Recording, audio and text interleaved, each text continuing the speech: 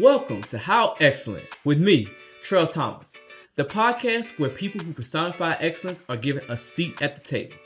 Set right here at my very own kitchen table, we break bread and have real conversations rooted in culture, purpose, and of course, Black excellence. Together, we journey back to what life was like around their own dinner tables, exploring family dynamics, upbringing, and the lessons that shaped them. It's where stories are shared, excellence is honored, and we uncover how they became who they are today. How excellent is that? Joining me at the family table today is someone whose journey is rooted in authenticity, healing, and self-definition. He's an actor, creative, and thought leader who continues to challenge what excellence looks like. Not through perfection, but through honesty and growth. From Atlanta roots to building his voice in entertainment and community spaces. Today, we're slowing down to meet the man behind the resume. Family, please welcome Obio Jones. I feel like bios are like, what do you do when someone's talking about you? You just sit there. You just receive. You receive. That's what you do. And I would take it. What's know, up, man? You are so incredible. Thank you for joining me, and thank you for being here at my table. Thank you for having me. Your very own Black Excellence Brunch. Thank you for having me. I appreciate it. Sincerely. Man, I couldn't imagine like a better guest, so thank you. Thank you. Before we get started, we got some amazing food today from Fixins. This is the oxtail. It smells good. Yeah, man. And before we dig into it, we're going to say, bless the food. Okay. Would you do the honors? Let's do it. All right, go for it. All right, Lord, bless the food about to receive. Bless those that don't have any food. They may have food coming their way shortly. And bless the hands that prepared this food. In your mighty name we pray.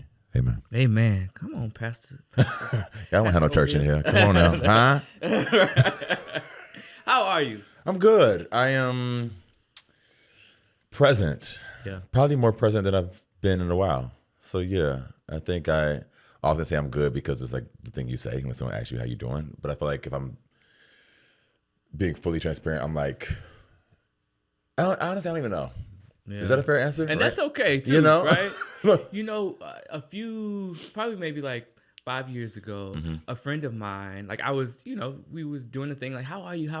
And he, instead of asking me like, how was, he said, how is your spirit? And man, that really caused me to like really think, because it was deeper, you know what I mean? And I had to be like, how is my spirit?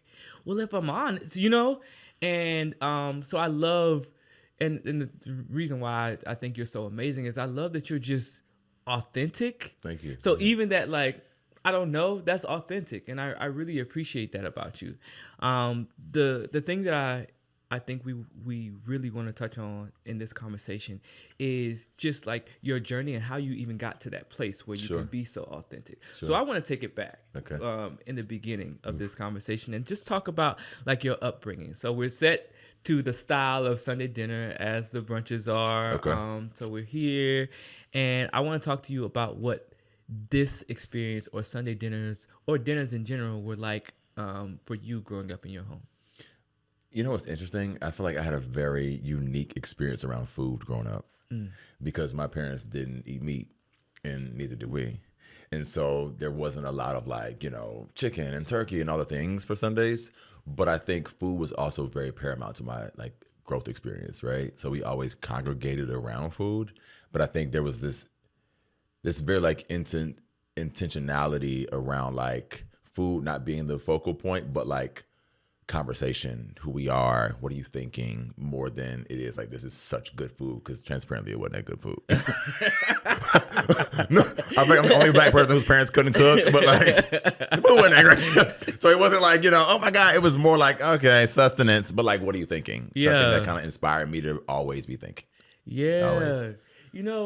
That's so funny to me, because how you in the South and the food ain't good? Like what? My parents were trying to be different, so we would eat things like kale salad and this is like 90s, and like quinoa, and like it was just a very interesting experience growing up. But you were very like that's what that bougie. And what is so funny, I feel like if I told you my diet, I sound so bougie, like my like fresh orange juice, the things, but we were not like well resourced. I swear. I mean, I wasn't in the projects, but like we weren't like living large. I just think my parents were like, yo, you will eat well. Yeah. Period. Did they make it a thing? For me growing up, like around the dinner table, it was like, I mean, we didn't have phones like the kids have phones today, but it was Facts. like you were fully present. Everybody was sitting together. Was that the vibes? Yep, always. And we also had no choice in what we ate. Did you have choice in what you ate growing up?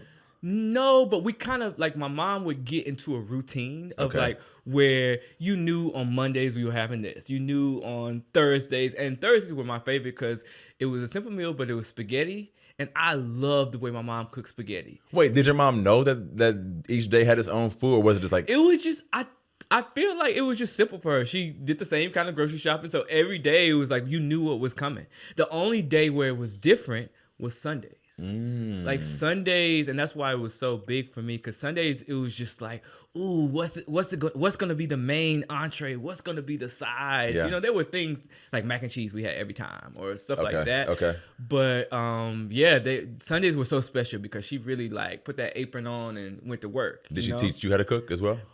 So I was having this conversation the other day. My mom, she was very much like, don't come in my kitchen, don't mess with my stuff. But for me, I was always so gentle that I'd come around and I'd be like, ooh, Mom, that really looks nice. Like, oh, you're doing a great job. And I think I became complimentary to her. And so it became a point where she was like, you can chop the onions. And I'd be chopping the onions. She was like, oh, you can pour the milk. And so I kind of learned how to cook, like from just being around my mom, you know? I wonder if that started your like in service energy, right? Like I want to provide some value, even if it's small. Right. And I'll start where I can.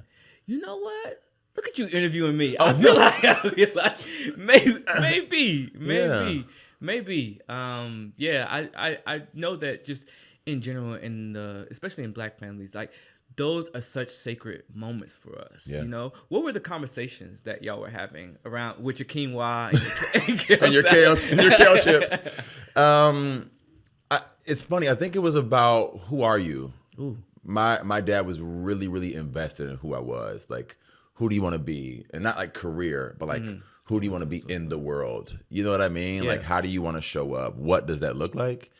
And I think there was it was poignant. It was a thing that you consistently knew that if you congregate around this table, we were going to dive into who you were and how you showed up in the world. And I think that's why even now, me navigating, I guess we'll get into it, but me navigating discomfort and like self-shame was so difficult for me because it wasn't native. It was foreign. So it was like, oh, now I have to like hide so much of who I am. So it just felt so uncomfortable for me. So that's so interesting. So when you say that he was like, you know, he'd be like instilling these values into you as you were like having dinner, like give me a comment. I'm really intrigued. Give me an example, something that stands out to you that you really remember. Yeah, and my dad's brilliant. So like my vocabulary is because of my dad. He's the kind of dad was like, you can make that sentence more concise. You know what I mean? Like you can use a better word to compartmentalize what you're saying. I think I was probably like 10 or 11. And I had just made the premier soccer team, you know, not to brag, but like, you know. No, brag. We like that. Yeah, this is about excellence. Yeah. And I was really down because we had lost. And my dad kind of like, I remember him telling me like, you can lose without being a loser. And something about, I think I used to feel like if you lose, you are a loser. And he kind of compartmentalized it as like losses are just a part of the byproduct of life. And I remember getting sick and he would say, it's just your turn. And that may sound really small, but I've used that in my adult life. Like sometimes we think, oh my God, life is ending, but it's just my turn. And who am I not to have a turn? We all have a turn at this, right? Like I'm not too good to experience discomfort or hardship. It's just my turn. It's not a defining moment. It doesn't shape me in any way. It's simply just my turn. And I think in my life, when things get really, really hard, it's just my turn. And it gives me the whatever to keep going.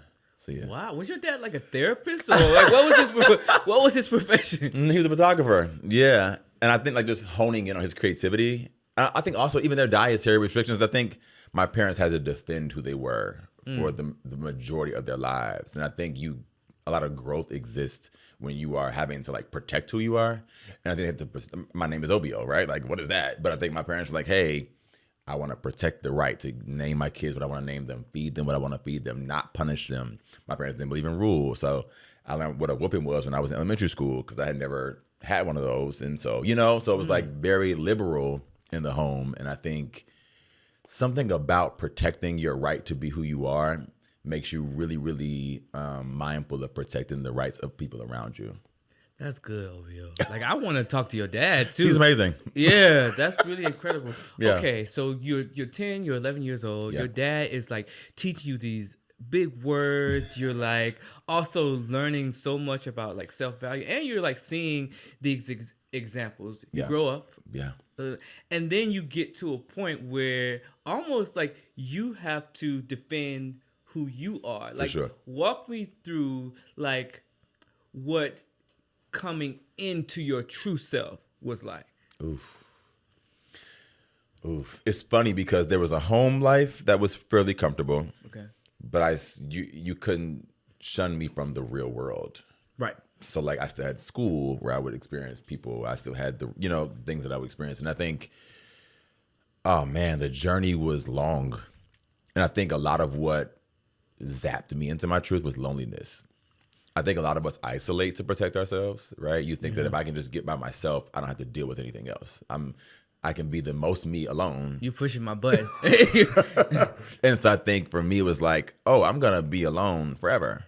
This is not going to be sustainable, And I feel like I had no meaningful friendships, right? I was hiding from my frat brothers. I was hiding from my friends because I can't show you all of me because I'm not comfortable with all of me yet. So I had so much of me that I was hiding. And I think I just found myself like, dang, all my friends are so much closer than I am to them with each other. All of my interactions are so surface level. They don't have any meat. They don't go anywhere. And I just got to a point where I was like, actually, we're going to give ourselves a chance. Because what do I have to lose? I'm already by myself. So like, if they all reject me, I'll be back where I am by myself. And I know how this is. So I think it was like, I'm going to take a leap. And I lost a lot of friends, right? Like, I think coming out of the closet was a lot of my friends were like, not with it. And I think also like I had been one way for so long, right? I think that's the part where a lot of us rather just recycle our friends, right? Like I'm gonna get a whole new batch and just they can know me from start versus recommunicating to our old community. Hey, this don't work for me no more.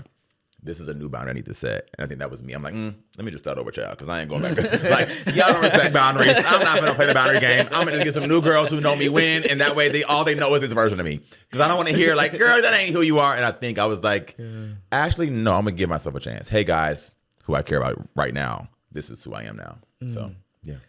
Wow, man. And I, I want to dig even a little deeper into that. So, okay, I always talk about, like, people always talk about the art of becoming, and I always talk about like unbecoming or unlearning, because for all of our lives, right, we are taught that you do a certain thing, you look a certain way, you speak, everything. People are constantly, from the moment you're born, they're telling you like who you are. They're putting labels on you. For sure. And then there comes a point in your life where you have to decide like, oh, this label don't really fit me. Like, for sure. This actually is me. And you put your own like sticker on, So talk to me about the process of unlearning, because masculinity is like taught to you, and there's like hyper masculinity and there's toxic masculinity. And when you look like you look, tall, built, handsome, like people have this expectation of you. How do you unlearn that? Ooh, I think a lot of it is noise, right? And like, how do you turn the noise down is essentially what I keep asking myself, because to your point, I think people who experience life through the lens of like marginalization often think I need to be perfect. Yep. Right? Like, because if I'm perfect, when you find my fatal flaw, it won't matter as much because I was so perfect. Right. I think that was me. It was like, okay, if I'm a leader, if you find out that I'm gay, if you find out that I'm whatever else, you'll give me a pass because I'm good enough on this side of the town. And I think what I'm learning is that helped everybody else. It did very little for me. Right? And so I think that becomes, how do I be nuanced? Maybe I am masculine today. Maybe I won't be tonight. Maybe I am cute now. Maybe I won't be tomorrow. You know what I mean? Yeah, the prison of like having to like wear this uniform. I talk about this often, but like I was sick of wearing the healed uniform without actually being healed. Right? I just tell me more. Say more. Yeah. Like I feel like we've learned, especially in the last 4 or 5 years, right? Like light a candle, take a shower, go on a walk. Like, you know what I mean? Like those are all the ways in which we can tangibly give healed energy, right? But like right. your insides is still chaotic. And I think I was like, I'm sick of like projecting healed, but not really feeling liberated. And I was like, I just want to like silence literally the noise and like work on my internal systems. If I come off a way that I don't want to come off, that's fine to me. Because your perspective of me is not who I am, is what you think. And that can't be my problem. But I made everybody's version of me my problem. Whatever you thought of me was what was true for me, not true for Trell. So if Trell thinks I'm whatever, then I guess I'm that. Versus me have my own internal system. And then what's the first step to doing that? Like, or what was the first step for you, right? Because we know everything's not one size fits all, but I feel like it could be helpful. Can we curse on here or no? Yeah, you can curse. I think I was just like, fuck all y'all. That was step one. That was step one. Just fuck all y'all. like, you know what? Yeah, fuck all y'all. Like, oh, everybody. Parents, family, everybody. Fuck all y'all. I'm sorry, I had to, because I was like, bro, like, I'm just too mindful. Fuck all y'all. Yeah. And I think after the fuck all y'all, it's like, how do I love on me? Right? Like, what does that look like? And I think finding ways to like that without judgment to love on myself. Because then we all teach you how to love. I can tell you how to love on Trell, right? Like, oh, go to Runyon and eat some, good, but that might not be your thing. Yeah. And for me, it was like, what is my thing? And I think a lot of what my things were music really helps me. Like, if I have music playing throughout my day, I just have a better energy about myself. And I think I was always like, it has to come from within. It's fine if you need a little help. Therapy was extremely helpful for me. Like, it just was like, and I think there's a stigma, I think it's leaving now, but like there was a stigma around needing to talk to someone weekly and like needing to dump. And as men, black men from the South, you're like, I'm soft or I'm whatever. Maybe I am a little soft, and that's okay. And the barbershop can't be the therapist. It just can't. It just can't be. Yeah. And they're not qualified. Yeah, right. Right. That's the thing. Yeah. There are people that have a specific job to do a specific thing, and you should see those people. Full stop. I don't know what's going on. Podcast over here. like literally. No, for real, man. I love, that's another thing that I really like about you. It's like you've been so open and honest about your therapy journey. So when was the point where you realized like, oh, I need like a professional's help? Like how did you get over the hump of like that stigma and say, nah, I'm opening this door, I'm gonna go? I think I knew I needed professionals' help. I think it was two things: the stigma of like needing help and the cost. I was like, I don't want to invest in a therapist. I'm like, this is expensive, but I can invest in clothes, shoes, trips, food. You know what I'm saying? And I was like, oh, I have to like give that same energy on the inside as much as I give to the outside. And I think that was kind of like what helped me over the hump. Like, oh, actually, like this is for me. It's not for other people. It's for my overall wellness. And if I'm not well, I even tell my husband this, like if we're not well, nothing flows from us. Like nothing is well if we're not. And I think it sounds cute to be like, I'm gonna put everybody before myself. That sounds good, but you're also gonna be a detriment to self and to them eventually. Yeah. You can't do nothing we ain't got nothing going on. Like, what you pouring from? Yeah. We ain't got no water. Yeah, you can't pour from an empty cup. That's good. And I feel like we were having this conversation off camera, but a part of my journey has been just like, Trell, like you got to show up for yourself like you trying to show up for everybody else. And that was hard for me because a lot of my value, I had put in how much I could do for somebody else. Yeah. So much so that the first thing that I would tell myself, like, when you walk into a room, the first thing you need to do is like, what can I give? How can I be of service? And there's nothing wrong with being of service. I think we're all here as vessels to help one another. We are community creatures, right? Like humans, we thrive in community, but you have to put yourself first and fill your own cup before you're able to like do anything else. Or you burn out. And a big thing for me was resentment. Like I would do, and if people didn't realize it or appreciate it, I would start to resent them, and they didn't ask me to do it or like, but and it wasn't even intentional. Like I'm like, oh, I'm gonna be mad at you. It was just like I'd be like, after the third time I poured your water and you didn't say thank you, I'd be like, you know what, and I feel like that's a really important lesson to learn, and I'm grateful that you were able to do that. What was the first change that you saw? Like once you started investing in yourself and doing the work and changing like the inner chaos, like what were the first things that you noticed? People suck. Elaborate. You know, you just be like, oh, y'all kind of suck. Like, oh, ew. Like, what was this choice? You know, because I think I think when you're a people pleaser, you don't really dive into who people are. You just get into, I need to please you. Right. So who cares what your character is? Who cares? I just need to know that I need to please you. Whatever you need, I'm going to provide that value. And I think when you stop being like a people pleaser and you start to just like really be who you are, you notice that, oh, I have to set an obscene amount of boundaries. Like, oh my God, I almost cut you guys off, right? Like, cause like this is, it opens you up to like the world in a way that, oh, like my blinders are off. I've created a version of me that's not sustainable, you know? And I think I'm often thinking about equity in my friendships and my relationships. I'm often like, okay, if I have more capacity, I'll do more. But everybody's not thinking about that. Equity works if both parties are equitable. It don't work if only one of us are being equitable. So I'm like, okay, cool. I'm a little stronger. I'll carry more boxes. I didn't say I was going to carry all the boxes now, girl. Hold on, boo. Like, why you ain't got no boxes now, mama? Hold on. Get you some boxes. Like, I didn't say all 10. I'll carry 7. You carry them 3. Right. And I'll receive your 3 as valuable because I'm a little stronger. I'll take that. But I think you'll find yourself, probably what you were experiencing, like, I'm pouring everything. Everything, that yeah. That wasn't the goal. But I'm curious for you, like, was your resentment of others, did it ever go inward? Like, start to resent yourself a little bit? It got to, so first it was stages. Like, so at first I'd be like mad at the person, and then I'd be like, oh, you can't blame anybody but yourself. It's you, you know. And then it would go inward, and then I would turn it all about me, and then I would become apologetic to the person.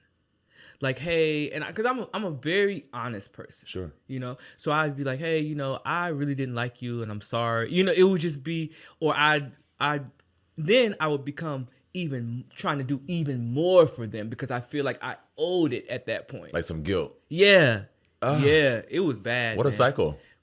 It was bad, and then it caused me to like isolate. Like I'd be like, you know what, I'll be by myself. I just do it myself, or you know, it caused that, and so it was just this cycle that I was just in constantly. Was there I feel like you do so much. So was there burnout? And like, if there was burnout, could you honor the burnout, or did you have to keep going? Oh, I had to keep going. It was like I constantly lived by this like, nobody's gonna save me but me. So I had to like get back up. So much so that, and I was having this conversation the other day too, is things would happen in my life, and like things that were sad, and I wouldn't even honor the sadness. Like, you know, somebody might have passed, or, you know, I went through a breakup or whatever, and I wouldn't even honor it. And then 2 months later, I'd trip on a step and be bawling. Okay. Like, uncontrollably crying. And if somebody's with me, they're like, yo, what's with him? And I'm crying about what happened 2 months ago, you know? Yeah. So it was just, because them feelings, they're going to come out. Luckily, mine came out in crying, but some people, you know, it's cancer, it's, you know, it's sickness. So it was unhealthy. And that is when which is why I asked you, when did you know there was time to see a therapist? That's when I was like, okay, I got to go see a professional. Okay. Because this is not sustainable. You know what I mean? And are you making space intentionally to cry, or are you making space just to feel in general? Just to feel in general. Okay. Because I wasn't even holding that space to just like sit and be like, oh, you know what, that hurt my feelings. In therapy, you know, one of the first things they teach you is the emotion wheel, right? So it's like, that really helped me, because when I thought I was angry, maybe I was really jealous, or maybe I was really disappointed. You know what I mean? But my fail safe or fall safe, my safe emotion was anger. Yeah. Like, I was like, oh, I can just be mad, and I would be productive when I was mad. Yeah. So that didn't make it any better. Yeah. Because like, I get mad at you and I'll go make $100,000. You know what I mean? Real. So it was just, I had to really like get it together. I often think anger is just a lazy emotion, right? I even tell my bonus kids that, like, anger's lazy. What are you feeling? Like, anger's lazy. No. Anger's lazy. What do you, talk to me more, you know? And I think if you talk to yourself, and I've been saying this a lot lately too, but talk to yourself out loud. It truly, it's almost like a journal, but like orally, well, verbally, well, both. You know what I'm saying? Like, you know? But like, for real, I think my husband and my kids think I'm crazy, but like, in the home, I have to say certain things out loud. Obio, how are you? I'm good. Okay, you're good. Okay, cool. What do you feel like? And it helps me to really organize my thoughts and get them out of my head, because we can live in our head, not just our emotions, but our perspective. It can just exist only inside. And I think it's necessary to get it up out of you. That's good too, and I really do. I do a lot of that. Yeah, like, I'll be talking to myself. I'll be walking around the house just talking to myself. I'll talk about like my emotions out loud. I'll talk about if I was mad about something or if I was hurt about something. I will literally say it out loud, and that has helped me so much. So I think that's really great advice, dude. I love you, man. I truly do. This podcast, like, I wanted to give people a seat at the table that I thought were excellent, not just in the superficial way that people think about excellence, but just in like their being. So I want to ask you, like, what does excellence even mean to you? Like, when you hear that term, what do you think about? I feel like my definition of excellence has changed so much throughout my life. I think now what I would qualify as excellence is authenticity, not to be like vague, but like I think there's something really excellent about being who you are. Yeah. And I think there's also something really noble about being who you are, because I don't think people understand how difficult it is as an adult to be who you are. Like, we have been so many versions of ourselves, and we can overthink what it means to like be who you are. Like, is this really who I am, or is this conditioning? Yeah. Or am I too conditioned to even notice conditioning? And so it's a cycle of like, how do I really qualify and affirm who I am? And there's something truly excellent about being who you truly are. Not who you need to be, not who you're most liked as, not what looks the best, not what looks the worst, but like not obsessing over either direction, but just being truly who you are. And I think for me, I'm my best self when I'm my most honest self. Yeah. If you could describe yourself in like 3 words, like what would those 3 words be? Ooh, good. 3 words to describe myself: honest, hopeful, and curious. Yeah. The curious one. I like that. I like that. I was like, okay, yes, hopeful. The curious, that's good, because I think there's something so great about continuously being curious, because it allows you to like be really introspective. It allows you to like also gain a lot of perspective. So that's good. That's really good. Who saw you before you saw yourself? Miss Pruitt. I had a teacher named Miss Pruitt in the 7th grade, and this is so like small.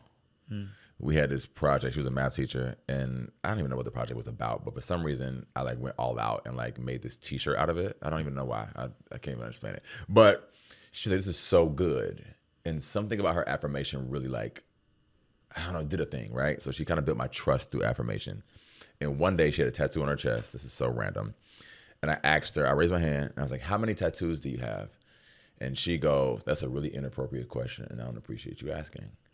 And there was something about her lovingly setting a boundary to me that made me feel like, I didn't know that you could be a good person and set a boundary, right? Because I think we're taught that don't say no. No is wrong. No is without care. No means you don't want to share. No means you don't value them.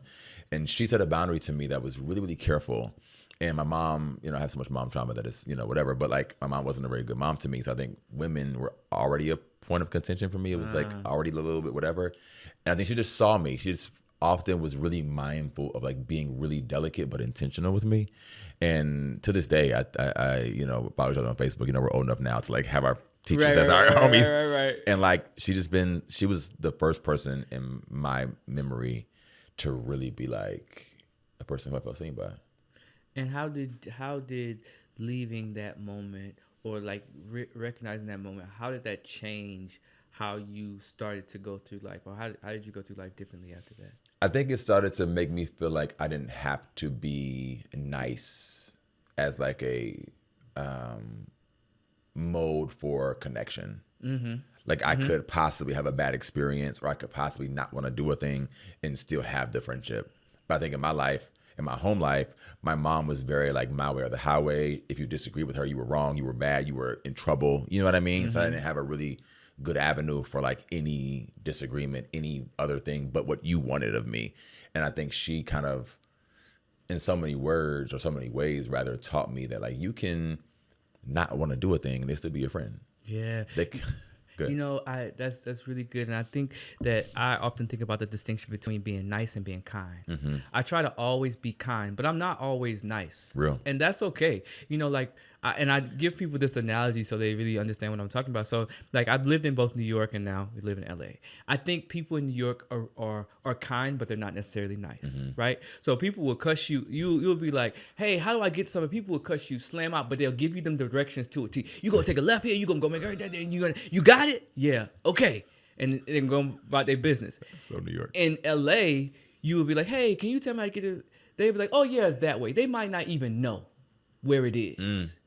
And they feel like, oh yeah, at least I told them. But that you didn't know. You didn't help me. You didn't, you weren't helpful. That just made you feel good. Like, oh, I was nice. And I try to live my life being kind to people. You know what I mean? Instead of like concentrating on being nice. Yeah. Like, I care about you and I'm gonna be considerate of you, but I'm not gonna like put myself in harm's way or for you. You know what I mean? But I think it's important to really have, because it's a fine line, and it's important to make that distinction. When I tell you learning how you show up will save your life, like learning what you do and why will save your life, right? Like, even to your point about niceties, a lot of them are just niceties and not even like real things as much as it's just like, I don't even actually really care. It's just like, oh yeah, directions. Yeah. Because I want to, because it's about me. Yeah. I think kindness is more about the other person. Yeah, being considerate. I love that. When you were talking about your mom, and thank you for Sure. sharing that, I want to talk about like forgiveness, because so much in healing is about forgiving. Now, how do you forgive a person that has put you through hardship, or that you had a very hard experience with? Like, how do you get to a place of forgiveness? Do you get to a place of forgiveness? When I tell you forgiveness is my biggest area of improvement, like when I tell you that's my biggest growth area, me and forgiveness. I have such a difficult time with it. My mother specifically, I don't even know. I also don't even know how I would know. Because the tricky thing about parents is that they're one of the few people that you think you have to be proximate to. There's no world where you cannot. And I think if I have to be proximate to you, but you're harming me when I'm proximate to you, how do I interact with forgiveness, right? And so for me, it's been really difficult to know if I've forgiven her or not. I've had seasons in my life where I feel like I forgave her because I don't wish her any wrong. But I'm also like, I still hold her feet to the fire in a really, really extreme way. I still have no desire to interact. So is it forgiveness? And so I think it's very difficult with a parent. I can talk about forgiveness with friends. That's different. But like with a parent, I feel like it's such a hard Layers. Oh my God. And especially in the South, where like you honor that mother for them days. And my days, if that's the case, my days are short. But who knows? This podcast may not even, I may not get through the podcast because I just refuse. I just cannot be consistently disrespected, mishandled, verbally abused, emotionally. I just cannot. But at the same time, it is difficult. And I think forgiveness, to your question, I think is really about you. And I think we all know that by now, right? Forgiveness is more about me than it is about you.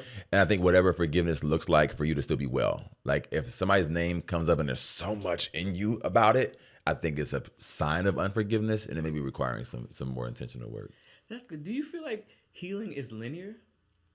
No. What does it look like? Show me. Show you what it looks like.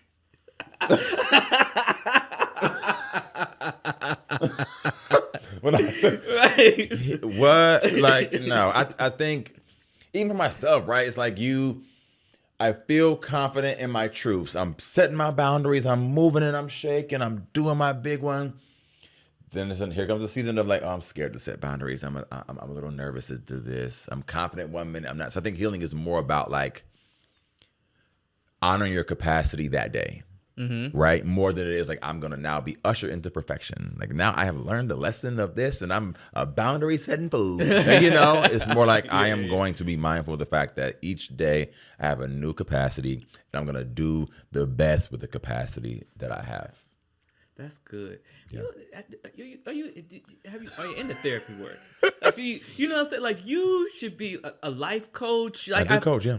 You do? I do. My books are closed, but I do coach, yeah. Oh, books are closed. That means he booked. Oh, he booked up. No, that means I'm actually taking a sabbatical. But yeah, I think coaching is really good work. Yeah. You know, and I think I always like to say with coaching and therapy, if therapy talks about essentially where you've been, right? Like they dive into your past. Coaching talks about where you're going. Yeah. So it's more about like eliminating things that are in your way, putting things in that need to be. But I love coaching, and I love like talking to people about how they can just be better. 'Cause I think a lot of what our life is about, like how to be curious about how to be just better people. Yeah, I'm gonna start being like more curious too. I mean, I feel like I am naturally a curious person, but I think the intentionality of that, I'm gonna like really put in work. That's good. Well, I can't wait to see what you come up with now. Let's play a game. We've been so serious, but also having fun. Okay. Let's have some more fun. We're gonna play a little game. Let's do it. All right. So we're having Sunday dinner together, but I want to know, like, so I'm gonna give you a series of icons. I'm gonna list off a series of icons. Okay. And so the game is called Who's Bringing the Dish? And so based on the names that I give you, you're gonna tell me who out of those people can bring that dish. Okay. And it could be whatever criteria you have in mind. Okay. So the first up, we got mac and cheese. Wait, where? Whose house are we at? My house or at their house? Wherever you want. You paint the picture. Got it. So where we at? It depends on the person. Just keep talking. All right. So mac and cheese, we got Issa Rae. Okay. Denzel Washington and Quinta Brunson. Who is bringing the mac and cheese to your dinner? You the host.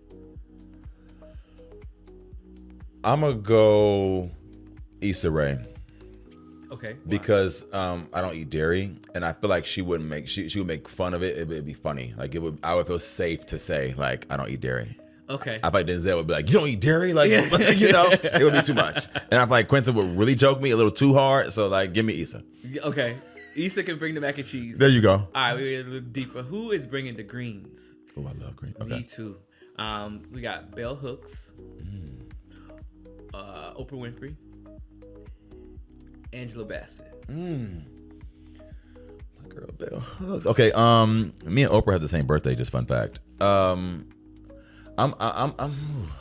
gonna go Bell Hooks just because I gotta talk. Let's talk Bell Hooks. Right. Like I don't care what your greens taste like. The greens, whatever.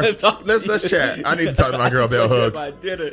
Okay, I feel you on that. The fried chicken. Oh, okay. Keke Palmer, Kevin Hart, Tiffany Haddish. I'm gonna go. Ooh. I'm gonna go Kevin Hart. Okay, why? I feel like, and this is a little like judgmental, but I feel like short people really cook well. I'm offended. Like every time somebody short makes me a meal, it's really good.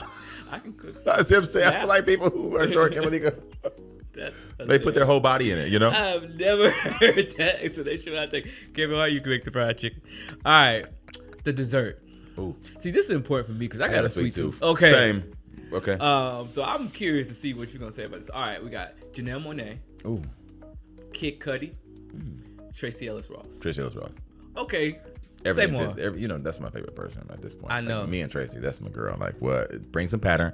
You must bring the pattern. Bring me some pattern. And it's fun. Whatever. I had dinner with Tracy Ellis Ross and her brand, and the chef was amazing. So I feel like she has good taste in food. So yeah, bring that dessert. So Tracy Ellis Ross, what you bringing? What you bringing? Yeah, I need it. I feel like they had some good dessert growing up. Your mama Diana Ross. You had to. You had good food in general. She probably gonna bring you the thing. You know, the plate is gonna have swirl. She gonna bring individual desserts for everybody. It ain't gonna be like something that's like in a big pan that everybody scoop out of. It's gonna be individual. That's a legacy dessert. Like you have to really uphold that dessert. Okay. The drinks. Ooh. The drinks. My part. Taraji P. Henson. Pharrell Williams, Don Lemon. Oh, Don Lemon. Oh, for sure. Yeah, he cut up. Gay guys make strong drinks. so sorry, Don. And I need. Go ahead, give me that double. Like, stop playing with me. I love it. Okay.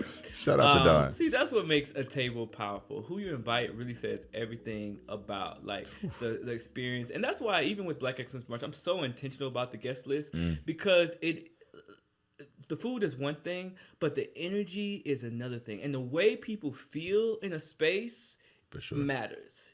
You know what I mean? Like Definitely. you know, every time Thanksgiving rolls around on the internet, everybody talks about like, you know, you don't have to go to that dinner, that creepy uncle or that. And I just like, I don't want to have spaces where people feel like, okay, I don't want to go near that person, you know? Yeah. So that's really important. We joke and we laugh, but it's important. You know? I feel like you curate really, really safe spaces in that way. You know what I mean? I feel like it feels like you're coming to a place that's free of judgment. You can wear whatever white looks like for you. You can wear whatever, like, however that shows up. You can be whoever you want to be in those spaces. So shout out. That's big. Thank you, man. No, seriously. I received that. Yeah.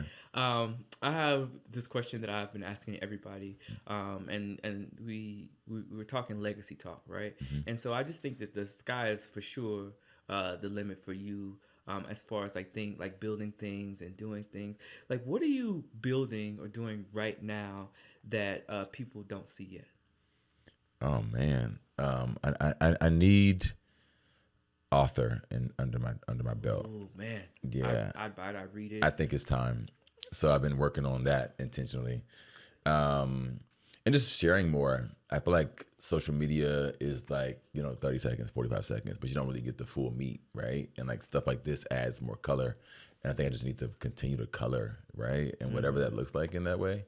I want to tell more stories. I feel like I've lived a pretty interesting life, and I want to share more about that, whether it's on screen or behind pages, but I really, really want to tell more stories. So I think what's coming is more storytelling. And what facet? Hey, God will tell you. Man, I love that. Man, sign me up for I want to be on the book tour. I want all the things. Absolutely. Okay, and then who are you becoming in this process of building? Life coach, future talk. I am becoming free. Full stop. Full stop. Period.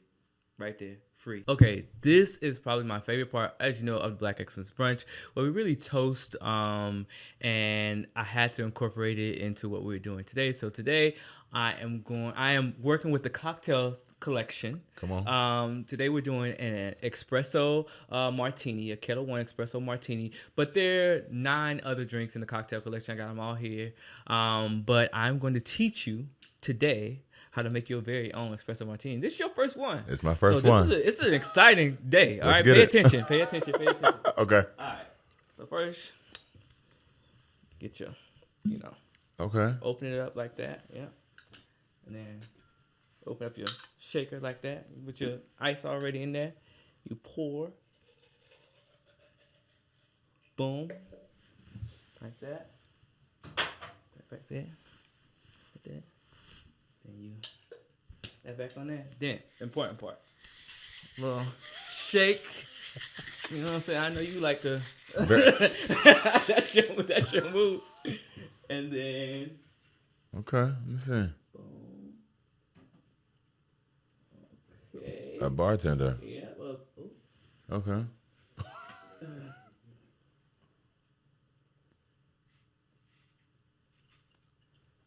Cool.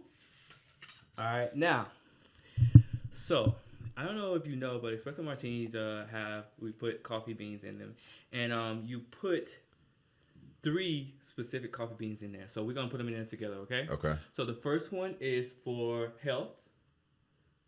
The second one is for wealth, Okay. and then the third one is for happiness. No, that's right. Okay, and now we're gonna toast, and I'll let you do the toast. The health, wealth, and happiness was good enough for me. To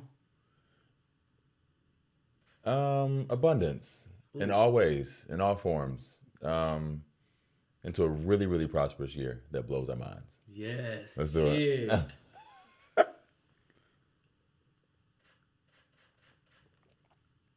Oh, that's good. I told you. I got. Oh, wait a minute. Hold on. Yeah, I ain't telling a lie now. Wait a minute now. Yeah. Y'all might have did something with this little I number. told you. Look at. He's been converted, guys. He is now an espresso martini guy. And it smells amazing. Yeah, it's good. It's good. I love it. Come on, espresso. I love it. Cheers. Cheers to you too, man. There we go. Thank you for your yes. Come on. Yeah. All right, let me chill. Amazing. Family, that's our time. Thank you for sharing this dinner with us. Remember, your voice matters, your story matters, and confidence grows when you honor who you are becoming. Until next time, be well, be blessed, and keep shining. And I'm going to have some more of this espresso martini with Obio. Cheers, man.